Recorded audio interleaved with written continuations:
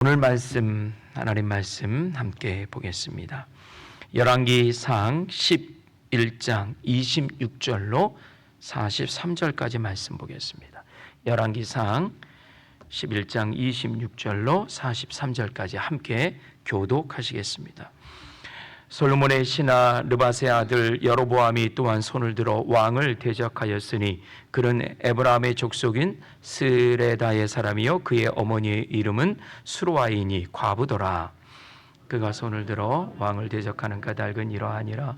솔로몬이 밀문을 건축하고 그의 아버지 다윗의 성읍이 무너진 것을 수축하였는데 이 사람 여로보암은 큰 용사라. 솔로몬이 이 청년의 부지런함을 보고 세워 요셉 족속의 일을 감독하게 하였더니 그 즈음에 여로보암이 예루살렘에서 나아갈 때에 실로 사람 선지자 아히야가 길에서 그를 만나니 아히야가 새 의복을 입었고 그 두 사람만 들에 있었더라. 아히야가 자기의 입은 새 옷을 잡아 12조각으로 찢고 여로보암에게 이르되 너는 12조각을 가져라. 예루살렘이 솔로몬의 손에서 찢어 빼앗아 10지파를 내게 주고 오직 내 종 다윗을 위하고 이스라엘의 모든 지파 중에서 택한 성읍 예루살렘을 위하여 한 지파를 솔로몬에게 주리니 이는 그들이 나를 버리고 시돈 사람의 여신 아스나롯과 모압의 신 그모스와 아모 자손의 신 밀곰을 경배하며 그의 아버지 다윗의 행한 같지 아니하며 내 길로 행하지 아니하여 나 보기에 정직한 일과 내 법도와 내 율례를 행하지 아니함이니라. 그러나 내가 택한 내 종 다윗이 내 명령과 내 법도를 지켰으므로 내가 그를 위하여 솔로몬의 생전에는 온 나라를 그의 손에서 빼앗지 아니하고 주관하게 하려니와 내가 그의 아들의 손에서 나라를 빼앗아 그 10지파를 내게 줄 것이요 그의 아들에게는 내가 한 지파를 주어서 내가 거기서 내 이름을 두고자 하여 택한 성읍 예루살렘에서 내 종 다윗이 항상 내 앞에 등불을 가지고 있게 하리라.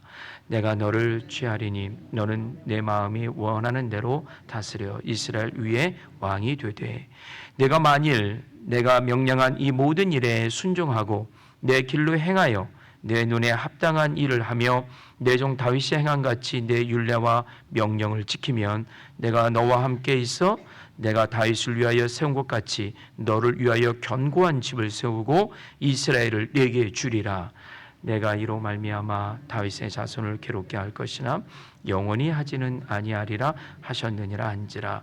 같이 이러므로 솔로몬이 여로보암을 죽이려고 하매 여로보암이 일어나 애굽으로 도망하여 애굽왕 시삭에게 이르러 솔로몬이 죽기까지 애굽에 있으니라.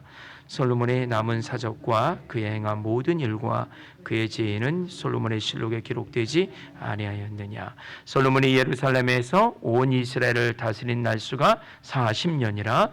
솔로몬이 그의 조상들과 함께 잠에 그의 아버지 다윗의 성읍에 장사되고 그의 아들 르호보암이 대신하여 왕이 되니라. 아멘. 오늘 말씀은요, 솔로몬의 마지막 치세를 설명하고 있고 마무리하는 그런 내용입니다. 솔로몬의 마지막이 그의 인생처럼 화려하게 마지막으로 끝난 것이 아니라 그의 인생과 정반대인 초라한 인생으로 끝나고 있습니다. 결국 그 화려했던 그리고 그 넓은 영토 이 모든 것들이 소멸되고 또한 분열되는 그리고 그의 죽음을 오늘 마지막 41절부터 3절 굉장히 짧게 거론되고 있는 그런 내용입니다. 오늘 26절에 솔로몬의 새로운 강자, 대적자가 나타납니다.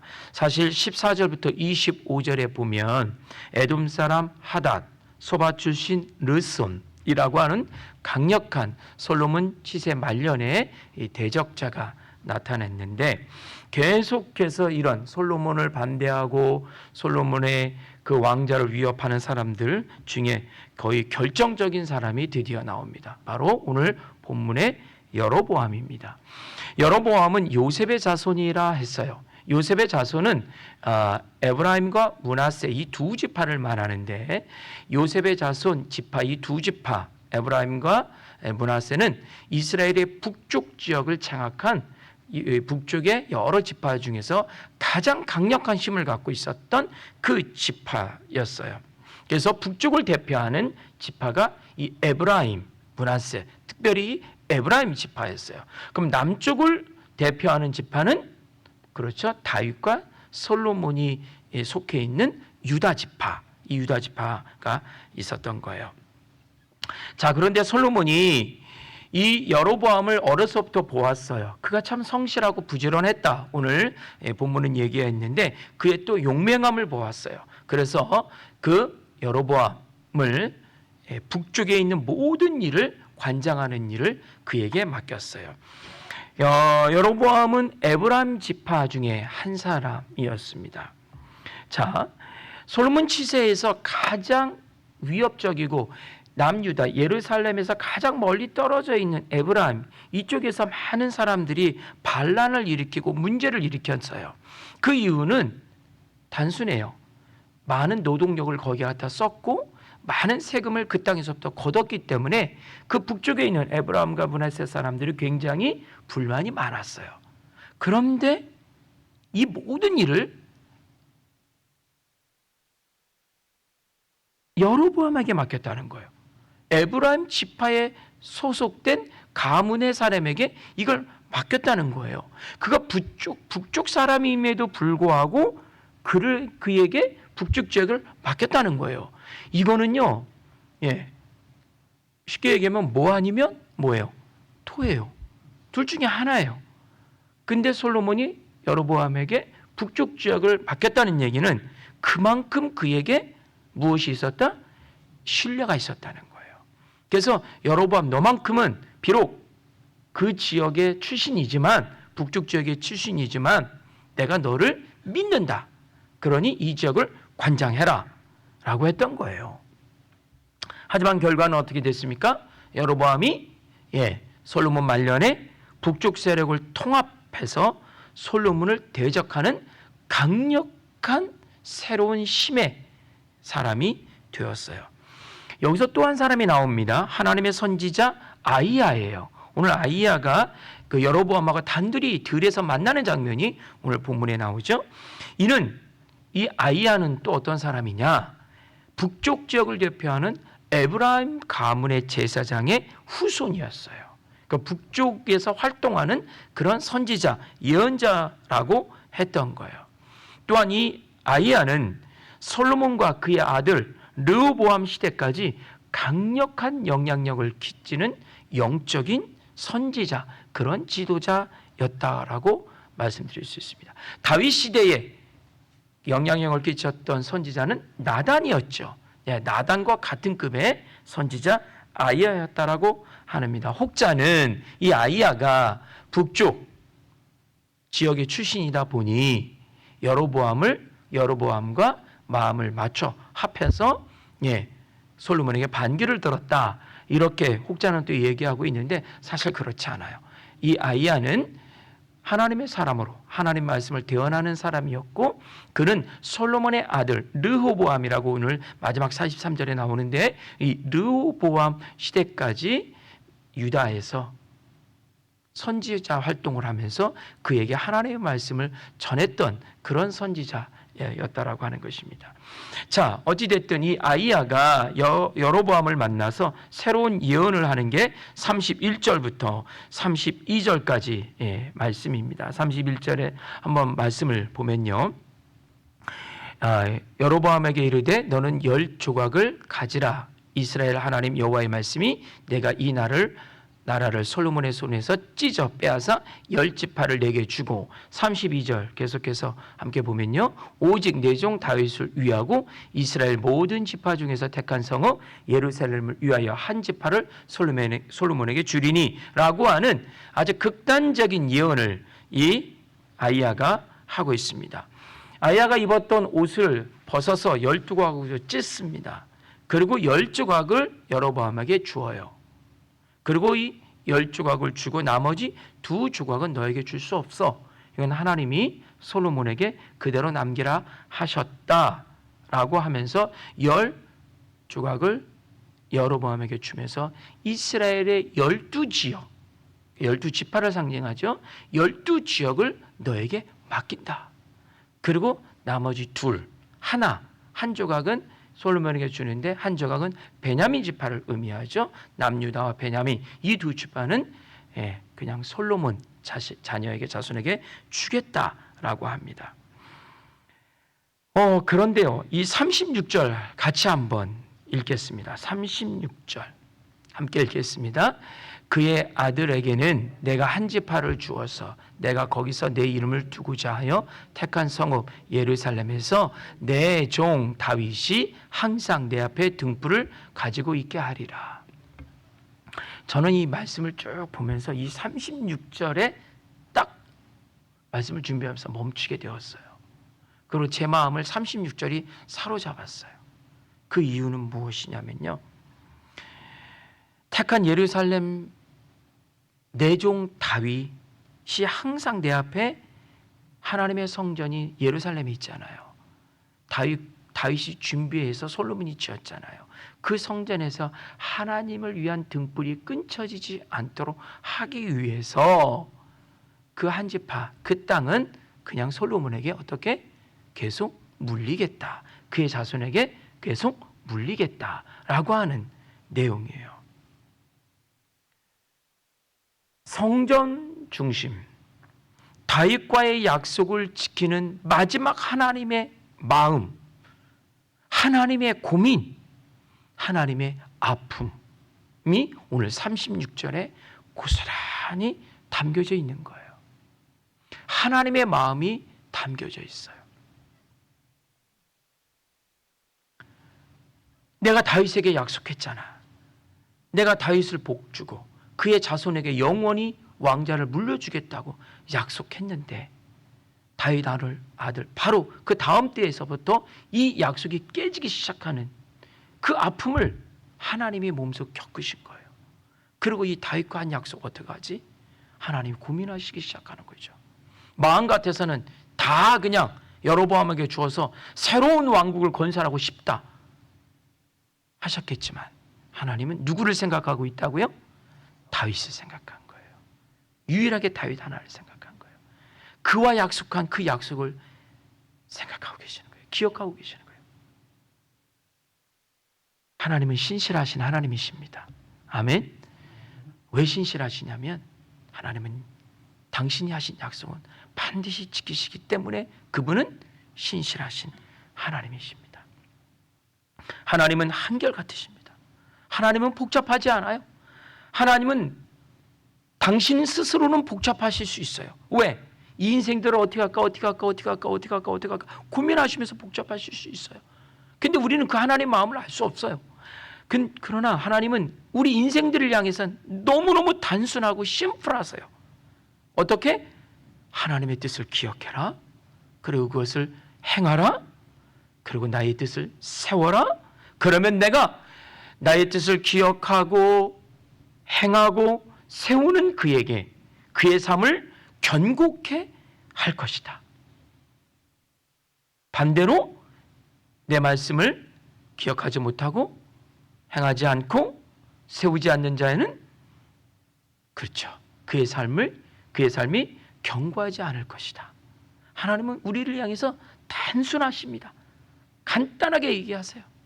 하나님의 뜻을 세우는 자로 우리가 서기를 원하시는 거예요. 이게 하나님의 마음인 겁니다. 사울이 그랬어요. 처음에는 하나님의 뜻을 세우는 준수한 자라고 성경이 표현했었어요. 그러나 그의 마지막이 하나님의 곁을 떠났어요. 오늘 본문의 솔로몬도 그랬어요. 하나님 앞에 정말 위대하고 멋진 사람이었어요. 그러나 어떻게 했습니까? 하나님에서 신을 떠난 사람이 되었어요. 지금 세움을 입고 있는 오늘 본문의 주인공 여로보암 역시 아히야를 통해서 하나님께서 그를 세우고 있지만 여로보암이 북이스라엘을 다스리면서 처음에는 하나님을 섬겼다가 어떻게? 그렇죠. 하나님 버리고 우상을 섬기는 자가 되었어요. 후대 모든 역대 왕들이 하나님은 이 동일한 조건으로 세워주셨어요. 그런데 이들이 그 동일한 조건에 처음에는 동의했지만 얼마 가지 않아 다 어떻게 하나님의 약속을 저버리는 왕들이 되었어요. 그러나 이스라엘의 역대 왕들 중에 유일하게 딱 한 사람, 다윗. 왜 다윗이 위대한 줄 아세요? 사실 다윗은요, 이스라엘의 역대 왕들 중에 가장 악한 왕이었어요. 사람을 가장 많이 죽인 왕이었어요. 그 손에 가장 많은 피를 본 왕이었어요. 잔인할 정도로 전쟁에서는 아주 냉혹한 사람이었어요. 냉혈 인간이었어요. 오죽했으면 하나님이 가장 내 마음에 합한 자인 다윗의 손을 통해서 나의 거룩한 성전을 짓지 않으셨을까? 오죽하셨으면. 왜? 그만큼 다윗은 하나님 앞에 인간적으로 범죄한 자였어요. 그런데 다윗이 죄를 지을 때마다 하나님 앞에 어린아이처럼 갔어요. 그리고 회개했어요. 땅을 치며 침상에 눈물을 적실 정도로. 그리고 하나님의 마음으로 돌아서는데 노력했어요. 인간은 연약해요. 육신은 연약해요. 또 그렇게 회개하고 밖에 나가면 또 어떻게? 그렇죠. 또 제자리로 갈 수 있어요. 우리 삶 속에 그 쓴뿌리가 있기 때문에 그래요. 하지만 그 죄를 뉘우치는 순간 또 하나님을 생각한 거예요. 다시 또 온 거예요. 그러나 다윗을 제외한 많은 왕들은 죄를 지으면 그때 하나님을 생각하지 않았어요. 오히려 그 죄를 덮기 위해서, 오히려 그 죄를 무마시키기 위해서, 오히려 그 죄가 기록되지 흔적을 남기지 않게 하기 위해서 더 많은 죄를 갖고 포장하고 결국은 하나님의 곁을 떠나는 그런 자들이었어요. 그렇다면 이 솔로몬이 왜 하나님으로부터 버림받았는가? 오늘 간단하게 정리하겠습니다. 첫째, 하나님이 주신 지혜를 가지고 하나님의 나라를 건설한 것이 아니라 자신만의 나라를 건설했기 때문이에요. 하나님이 지혜를 주셨잖아요. 지혜를 주신 이유는 딱 하나예요. 나의 뜻을 세우고 나의 뜻을 통하여 나의 나라를 그 지혜를 통하여 건설하라. 이것이 하나님이 솔로몬에게 주신 지혜의 이유였어요. 왜? 솔로몬도 또 그걸 원했어요. 뭐라고 말했냐면, 나는 어린아이인데 하나님이 나에게 백성들을 주셨잖아요. 근데 내 이 백성들을 판단할 수 없어요. 재판할 수 없어요. 그러니 하나님 저에게 판단할 수 있는 능력을 주세요. 이 얘기는 다른 말로 표현하면 하나님이 주신 지혜를 가지고 하나님의 백성들을 어떻게 잘 말씀으로 하나님의 뜻으로 세우겠다는 거였거든요. 그러니까 하나님이 너무 마음에 들어서 그에게 지혜를 주셨어요. 하나님이 그에게 지혜를 주신 이유는 그 지혜를 통하여 하나님의 백성, 하나님의 나라를 온전히 만들어가는 그것이 목적이었다는 거예요. 근데 솔로몬은 이 복으로 주신 이 지혜를 어떻게 했습니까? 자신을 세우는 데 사용했어요. 오히려 그 지혜가 하나님을 의지하지 않는 도구가 되어버렸어요. 내가 지혜로운데 왜 하나님을 의지해? 많은 사람들이 나를 칭송하고 나를 하늘 신처럼 떠받들고 있는데, 수많은 족속과 나라들이 나의 지혜를 들으려고 나에게 오고 있는데, 수많은 재물을 가지고 오고 있는데 내가 왜 하나님을 의지해? 나는 많은 사람들에게 스승이 되고 있는데, 이거죠. 하나님이 주신 복이, 지혜가 하나님을 위해 쓴 것이 아니라 자신의 나라를, 자신을 만들어가는 데 썼다는 거예요. 이것이 첫 번째 죄예요. 두 번째는 많은 여인을 두었어요. 700명의 후궁과 300명의 첩을 두었어요. 물론 전략적인 혼인이라는 명분이 분명히 있었어요. 그러나 이것은 지나친 방종이에요. 고대 왕국은 많은 전략적인 혼인을 통해서 나라를 안정하게 했어요. 하지만 그 얘기는 다른 말로 표현하면 여인들의 후광으로 나라를 안정을 꾀했다는 거잖아요. 여인들이 각 나라의 힘을 가지고 예루살렘 들어왔잖아요. 솔로몬의 여자로. 그러니까 그 여자들을 통해서 나라를 어떻게 안정시켰다는 얘기. 즉 하나님이 나라를 안정시키는데 하나님을 의지하지 않고 여인들의 후광, 백그라운드를 통해서 하나님의 나라인 이스라엘을 안정되게 이끌려고 했던 솔로몬의 마음. 이것이 바로 하나님이 솔로몬을 떠나게 되는 결정적인 이유예요. 마지막입니다. 우상을 섬겼어요. 우상을 허용했어요. 다윗 역시 수많은 이방 여인들을 취했어요. 하지만 그 여인들이 갖고 온 우상을 숭배하지 않았어요. 정치적으로 외교적으로만 이용했어요, 다윗은. 하지만 솔로몬은 아예 그의 신앙 자체를 우상을 섬기는 일에 써버렸어요. 더욱이 본인이 사랑하는 여인들이 갖고 온 그 우상과 신당은 더 많은 재물과 더 화려한 신당을 지어주면서 결국 수많은 여인들이 솔로몬에게 잘 보이려고, 이로 인해서 수많은 악행들이 예루살렘 성전을 주변으로 예루살렘 성 앞산에 수많은 산당이 지어지게 되고, 화려한 산당이 지어지게 되고, 백성들이 성전에 모이는 것이 아니라 산당에 시선을 빼앗기게 되고 거기 가서 제사하게 되는 이런 엄청난 일을 저지르게 된 거죠. 하나님 외에 다른 신을 섬기는 것도 가능하구나 라는 것을 솔로몬이 직접 보여준 거예요. 왜? 하나님이 아닌 다른 신을 섬겨도 나에게 계속 이익이 생기거든. 나에게 계속 내 곳간에는 금이 계속 차이거든. 그러니까 하나님이 아니어도 돼. 하나님이 아니어도 금은 계속 들어온다. 이런 거예요. 예. 결국 솔로몬은 비참한 최후를 맞습니다. 40년이라는 화려한 왕의 치세를 맞이하고 있는 그가 결국 초라하게 죽고 그의 아들 르호보암이 왕이 되고, 그리고 이스라엘은 반쪽으로 쫙 갈라져 위에는 여로보암이 새로운 왕국을 만들게 되는 분열 왕국의 시작이 솔로몬의 죽음으로부터 시작됩니다. 열왕기상에서는 솔로몬의 죽음을 오늘 41절, 42, 44 딱 세 절로 아주 간단하게 요약하고 있어요. 화려했던 40년이라는 그의 치세에 비해 너무너무 간단하게 마감하고 있어요. 그 이유는 단순합니다. 왜? 하나님은 그의 곁을 떠나셨기 때문에. 열왕기상 이 역사를 기록하는 기자 역시도 더 이상 솔로몬의 죽음에 대해서 의미를 두고 있지 않다는 겁니다. 사랑하는 성도님들, 최고와 부와 영광을 누렸던 하나님이 너무 좋아서 어찌할 바 몰라 막 부어주셨던, 그리고 하나님뿐 아니라 온 세상 사람으로부터 친송을 받고 존경을 받았던 한 사람, 솔로몬이 그 모든 영광과 부의 원천인 하나님을 그의 손에서, 그의 마음에서 놓자 그 모든 것들이 일순간에 어떻게 와르르 무너지고 가장 초라한 죽음을 맞게 되었습니다. 하나님이 주신 복이 하나님의 영광을 위해 사용될 때 우리는 진정한 복의 사람이 되는 줄 믿습니다. 하나님의 영이, 하나님의 신이 우리 가운데 계실 때 우리는 진정한 복된 사람이 될 줄 믿습니다. 오늘 솔로몬의 이 일생을 통하여 우리에게 큰 교훈이 되시기를 바랍니다. 큰 교훈이 되시기를. 하나님을 품는 자, 하나님을 마음속에 모시는 자, 그들을 통하여 하나님은 하나님 나라를 만들어 가신다. 함께 기도하시겠습니다. 하나님, 그렇습니다.